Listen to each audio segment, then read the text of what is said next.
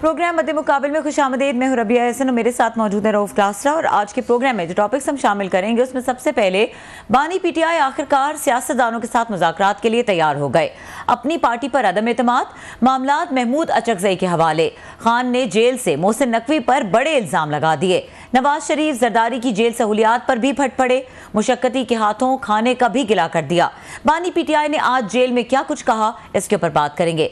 इसके अलावा बात करेंगे विफाकी काबीना इजलास, पाकिस्तान में सिक्योरिटी खदशात। चीनी आला क़यादत ने मामला वज़ीर आज़म के सामने उठा दिया।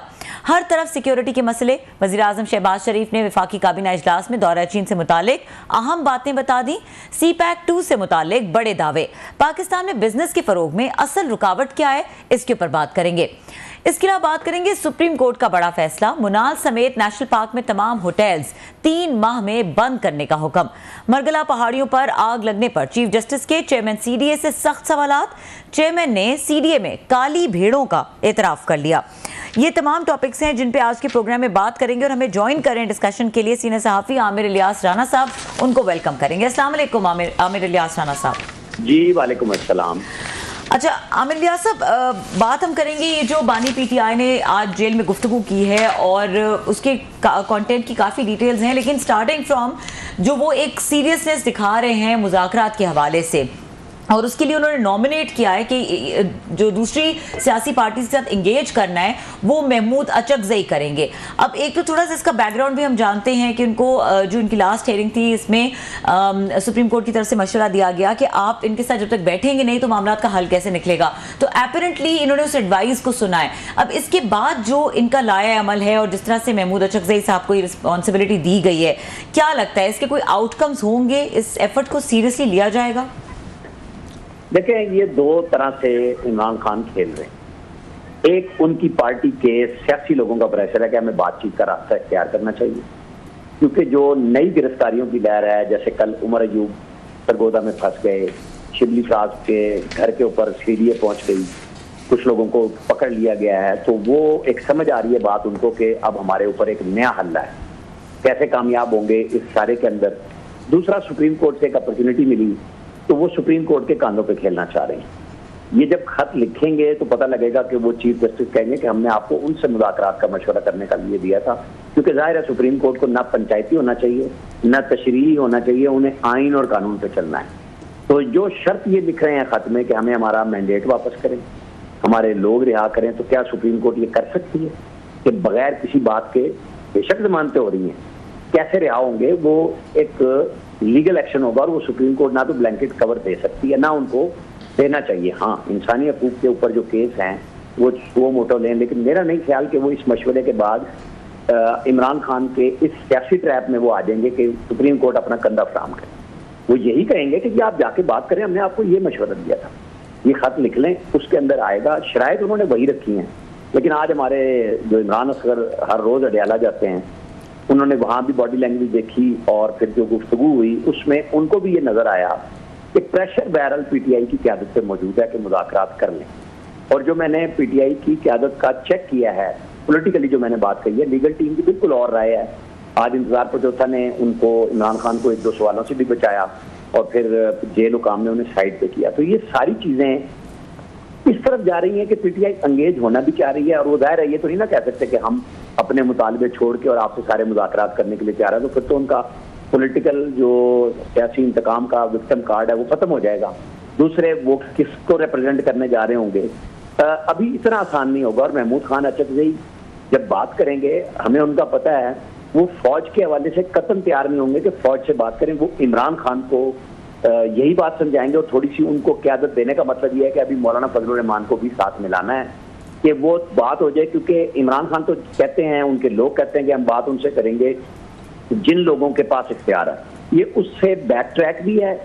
तो जब आप चाहे वो सुप्रीम कोर्ट का कंधा इस्तेमाल करने के लिए या उनका रास्ता इख्तियार कर रहे हैं, लेकिन बातचीत सियासत की तरफ जा रही है, क्योंकि फौज तो बड़ी ओपनली कह चुकी कि हमें बात नहीं करनी, आपको माफी मांगनी होगी और फिर जाके सियासी जमातों से मुज़ाकरात करें। फॉर्मेशन कमांडर्स ने डिजिटल दहशतगर्दी की, 1-2 लोगों का कहा जा रहा है कि उन लोगों को जो इनके सोशल मीडिया प्लेटफॉर्म पे थे उठाया गया है, वो दावा PTI की तरफ से आया है, वो सच है झूठ है पता चल जाएगा सबका। लेकिन एक प्रेशर मौजूद है जिस एटमॉस्फेयर में ये कर रहे हैं। एक तरफ ये चाहते हैं कि जो बजट आए और उसमें हो सकता है कि इनका ऐसा प्रेशर बन जाए कि लोग बाहर निकल आए। मैं तो अपने तौर पर समझता हूँ कि लोग तो इस तरह नहीं आने लगे, लोग बहुत थके पड़े हैं, वो हर सियासी जमात पे थके पड़े हैं, क्योंकि उनकी रे ऑफ होप खत्म हो रही है, उनके मसाइल नहीं हल हो रहे सिवाय सियासतदानों के दावे के। तो ये पोजीशन है जिस तौर।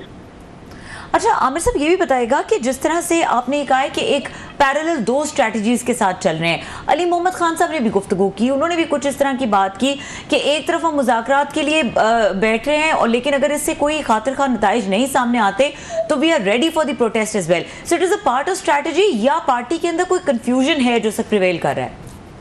देखिए पार्टी में तो है ना, मैंने आपसे कहा कि बुकला की और गुफ्तगू है, सियासतदानों पे जो प्रेशर आया है, और सियासतदान जो भी होगा वो बातचीत की तरफ जाएगा।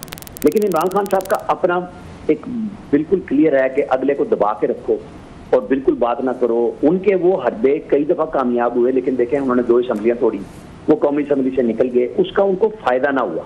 हाँ, मैंडेट में पब्लिक अपॉर्चुनिटी उनको मिली कि जो 9 अप्रैल 2022 को वो पब्लिक से बाहर थे वो पब्लिक के हीरो हो गए, उनको वो फायदा जरूर हुआ।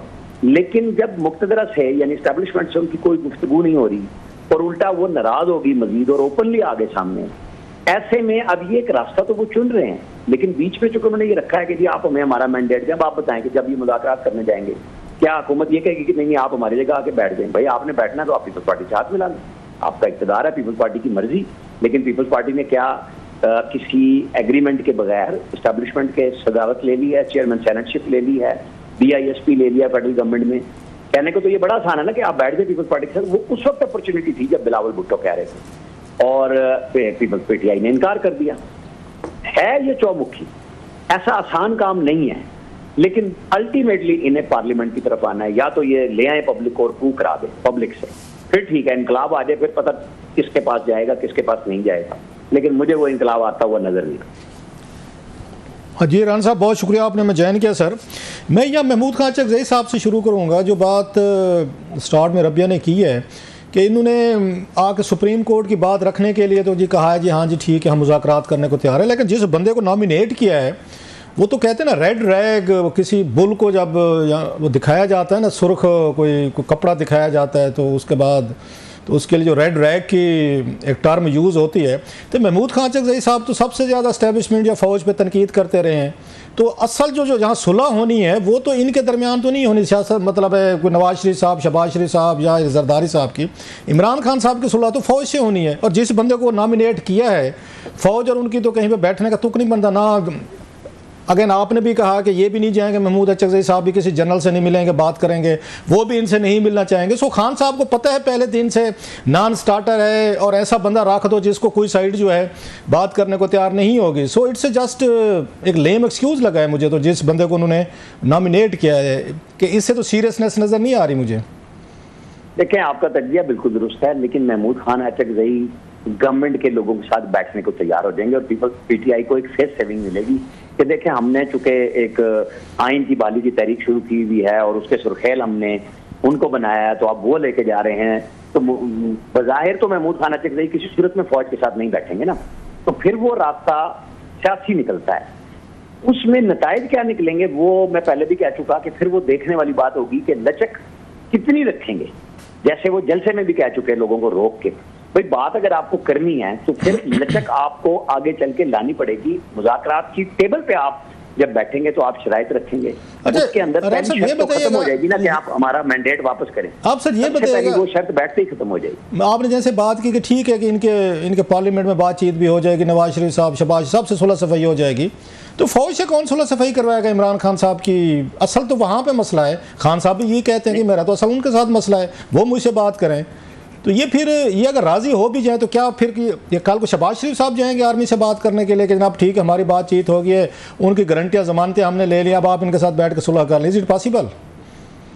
बिल्कुल भी नहीं है। उन्होंने अपनी शर्त पहले कही है 9 मई पे माफ़ी मांगे, यानी जुर्म कबूल करें और मुज़ाकरात करने हैं तो सियासतदानों से करें। मैंने कहा सुप्रीम कोर्ट भी यही कुछ कहेगी ना, लेकिन अब इनके अपने अंदर से सियासी लोगों का प्रेशर है कि हमें बात करनी चाहिए। अब उसके लिए उन्होंने फ्रंट पे रखा है महमूद खान चकज़ई।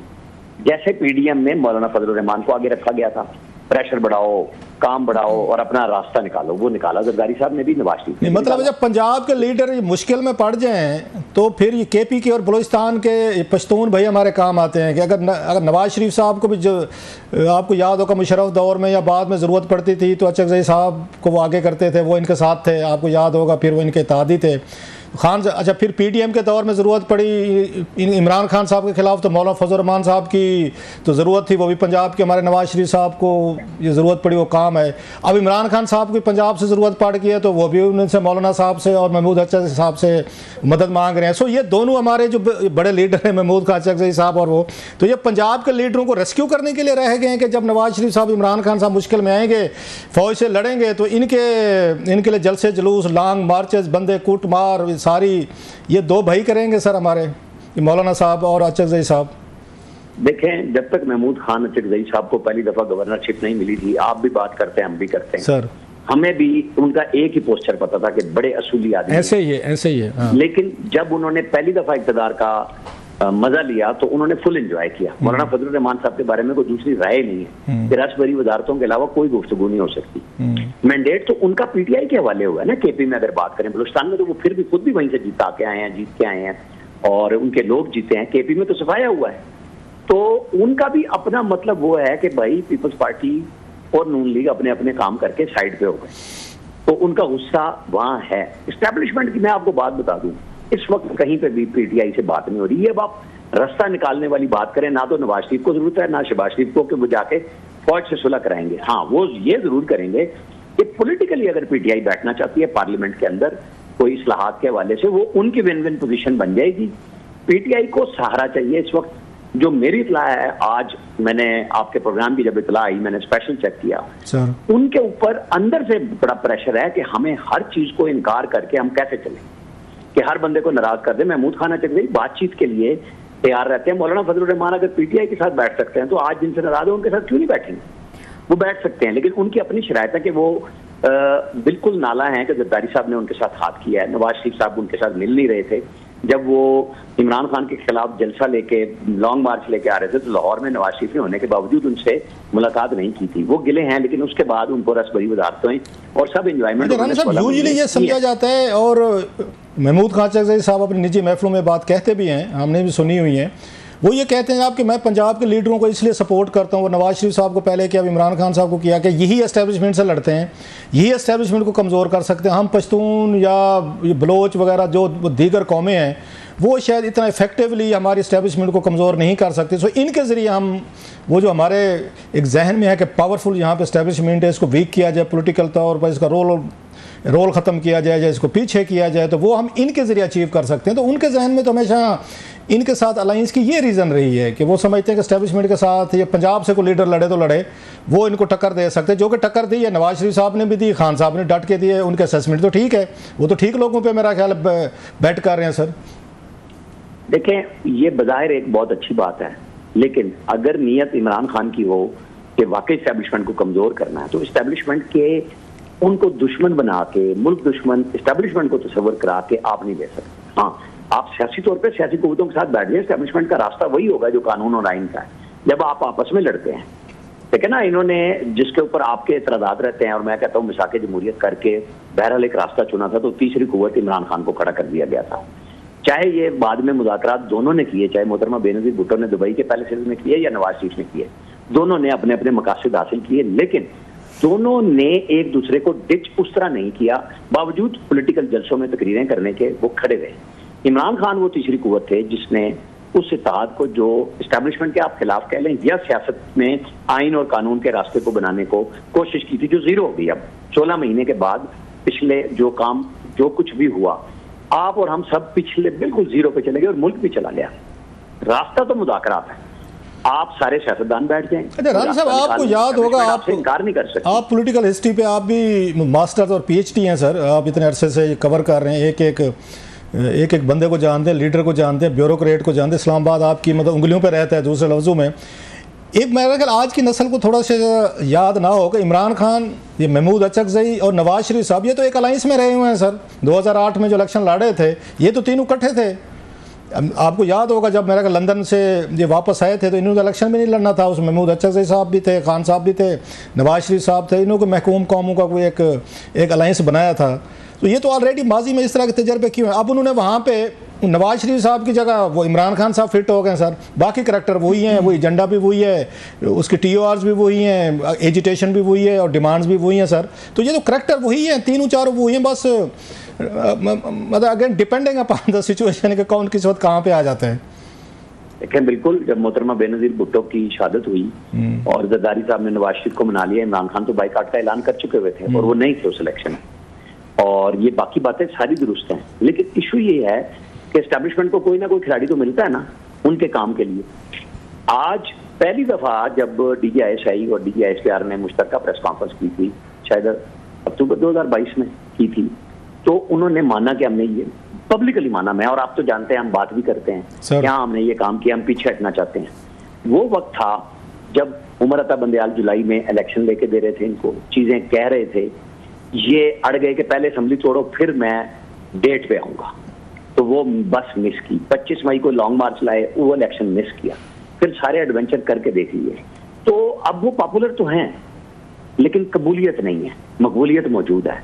तो ये अब खान साहब को फैसला करना है कि मकबूलियत को साथ लेते हुए क्या सियासी तौर पे ये आपने कबूलियत की बात की सर, बैठ सकते हैं या नहीं कर आपने कबूलियत मकबूलियत से कबूलियत की बात की, बड़ा खूबसूरत फिक्रा बनता है।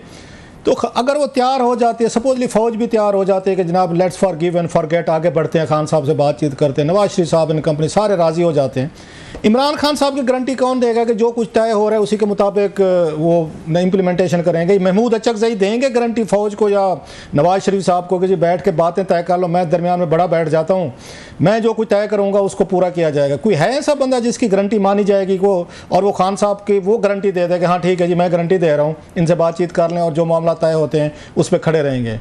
ये अचकज़ई साहब देंगे ये गारंटी? शायद बात सख्त हो जाए, इमरान खान की गारंटी इमरान खान खुद भी नहीं दे सकते, किसी दूसरे की तो मैं बात ही नहीं कर सकता, क्योंकि वो कब क्या फैसला करें वो बिल्कुल उनको इस बात की परवाह नहीं होती। वो देखते हैं वो जिस एटमॉस्फेयर में हैं, जो उन्होंने किया, अब आज वो कैद में हैं, वो पॉपुलैरिटी का जो जोम है ना इस वक्त, वो उनको चैन नहीं लेने दे रहा। हालांकि यही वो वक्त है कि वो बातचीत करके सियासी रास्ता निकाले, लेकिन जब वो नहीं निकाल रहे, आपको याद होगा 25 मई को जब वो आ रहे थे, वो 2 घंटे 3 घंटे शवाबी में खड़े रहे। उनका ख्याल था मेरे साथ हजारों लोगों का जम्मे गफीर होगा, शायद लाखों हो जाएंगे कहते थे, लेकिन गाड़ियां मौजूद थी, बंदे नहीं थे। ये उसी लिए नाकाम हुआ था। अब भी प्रेशर बढ़ा है, बातें कर लें, लॉन्ग मार्च कर लें। राना साहब एक उनकी साइड देख लें, वो भी तो ये समझते हैं ना कि 8 फरवरी के इलेक्शन में हमारी एक पॉपुलैरिटी थी, पॉपुलर वोट बैंक था, हमारी पार्टी को क्रश किया गया, हमारा बल्ला ले लिया गया, चेयरमैन ले गया, पार्टी की सीटें ले ली गई और दाबड़ को सनी करके हमारे मुखालफों को जितवा दिया गया, हमारे लोग उठा लिए गए, लड़ने नहीं दिया गया, अंडरग्राउंड पर्चे, थाना, कचहरी, बाद में वुमेन सीटें, सब कुछ कर लिया उन्होंने। तो गुस्सा तो आता है एक बंदे में, वो कब तक, मतलब एक बंदा अगर जेल में बैठ के और पॉपुलर वोट वो जीत रहे हैं, उनको नहीं जीतने दिया जा रहा, तो ये फ्रस्ट्रेशन, एंगर, ये तो किसी बंदे में आएगी। ये खुदा न खास्ता आप और मैं उनकी जगह पे होते हम भी ये फील करते, तो फिर कितनी देर तक बंदा सेन रह सकता है? कितनी देर तक बंदा अक्ल समझ के साथ अपनी पॉलिटिक्स करेगा? वो तो एजिटेशन की तरफ जाएगा, वो तो धमकी थ्रेट करेगा कि मेरे साथ ये कुछ हुआ, मेरी पार्टी के साथ हुआ है, तो फिर वो क्यों बैठ के, क्योंकि उनको तो ब्रीदिंग स्पेस नहीं मिली इमरान खान साहब या उनकी पार्टी को। रो भाई ये बातें कहने को ठीक है 2018 में, और हमने कहनी है भाई, आप और मैंने कहनी तो है, अब ये बात नहीं, 2018 में नवाज शरीफ के खिलाफ यही बातें थी ना कि वो पॉपुलर थे, उनको वोट मिल रहा था, सब कुछ वही हुआ जो 24 में हुआ है। हर दफा कुछ ना कुछ मामला बढ़ जाते हैं आगे चल के, लेकिन उस वक्त खान साहब नहीं मान रहे थे कि इसको अंदर रखो। उनको सुप्रीम कोर्ट में शिकवा तो याद आया कि मैं तो जेल में था, उनको ये याद नहीं आया कि मैंने नवाज शरीफ को अंदर कराया हुआ था। यही वो बात है जहां पे कोई समझने के लिए हमारे सियासतदान तैयार नहीं होते। कोई हम नई गलती नहीं करते, हम पुरानी गलतियां दोहरा रहे हैं। 77 ईयर हो गए हमें। अच्छा, आपको याद होगा राना साहब, आपको याद होगा इरफान सदीकी साहब ने टीवी शोज में भी कहा, कॉलम भी लिखे। मैं छोटी सी बात भाई, छोटी सी बात कर लूं सर, वो ये कि आपके बड़े अच्छे दोस्त हैं यूसुफ रजा गिलानी, उनके तीसरे साहबजादे जिम्मी इलेक्शन में जीत के आए हैं, वहां पे तो इतना शोर नहीं किया कि इनका वोटर कहां गया।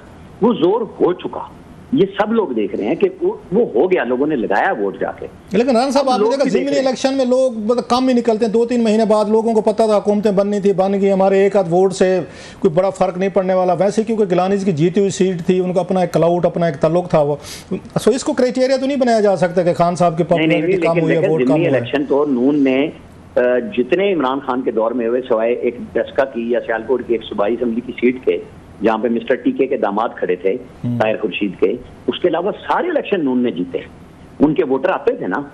असल इशू ये है कि आप पब्लिक के साथ पॉपुलैरिटी पे खड़े हैं, सोशल मीडिया पे खड़े हैं, आप कब तक ये मोमेंटम लेकिन राना साहब वो तो 2-3 साल गुजर चुके थे ना जब ये इलेक्शन जीत रहे थे, 2-3 साल का अरसा गुजर गया था इमरान खान साहब की पॉपुलैरिटी, दावे उस्मान बुजदार साहब, थाना कचहरी, डिप्टी कमिश्नर, ट्रांसफर, पैसा, माल पानी, तो लोग उनसे तंग आए हुए थे। ना जी ना रऊफ भाई, जब डस्का का इलेक्शन था वो बिल्कुल वो था, लेकिन जिमनी इलेक्शन तो पहले दिन से स्टार्ट हो गए थे ना, आम इंतखाबात की तरह, और पीएमएलएन ने सारे जीत लिए थे और वो जीतती चली गई जहां जहां पे भी हुए।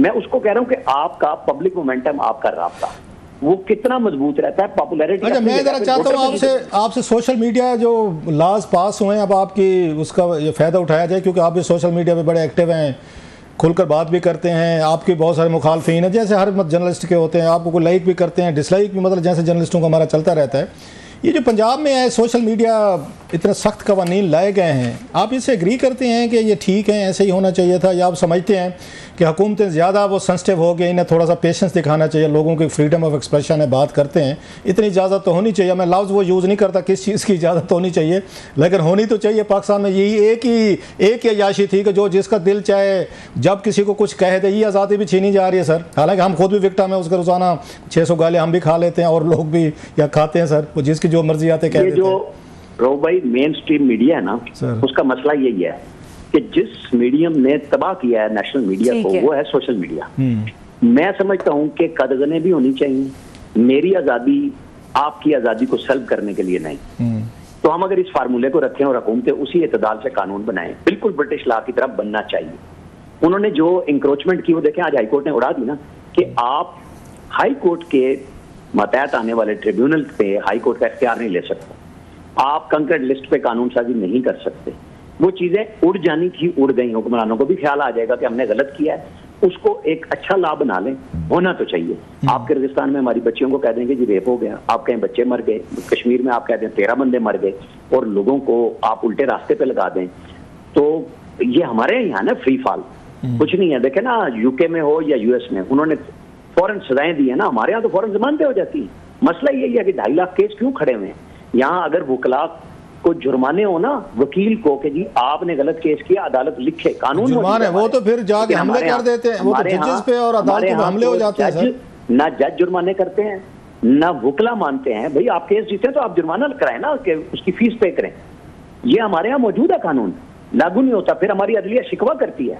भाई आप 130वें नंबर पे इसीलिए ना कि सब कुछ होते हुए आप कुछ नहीं कर रहे।